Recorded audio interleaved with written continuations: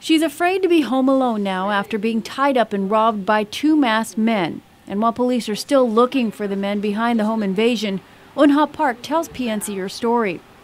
Park was asleep early Sunday morning when she answered a knock on the door, a man's voice identifying himself as a police officer.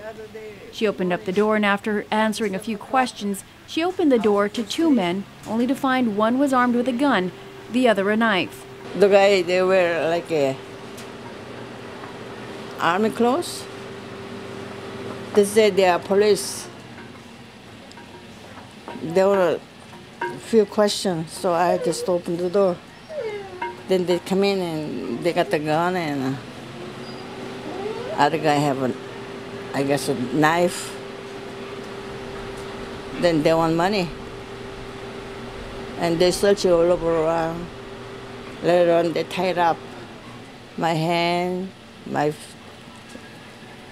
leg, and tape under my mouth, my eyes. It turned out to be an ordeal that lasted about 2 hours, while the men scoured her home looking for money or anything valuable. They just keep asking, call my husband to bring the money or anything, you know.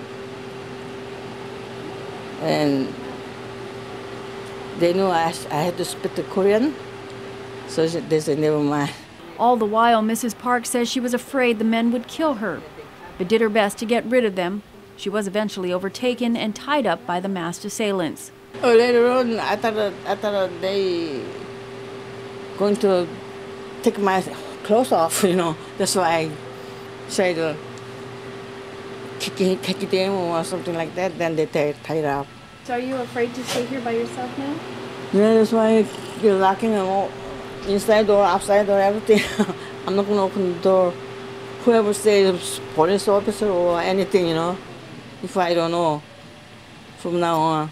Park says the men fled and took off in her vehicle. Eventually, though, she was able to free herself and get the attention of a neighbor who then called police. Now, police are looking for the two men. They're only described as wearing camouflage clothing, one heavy, the other skinny. Anyone with information should call the Guam Police Department or Crime Stoppers.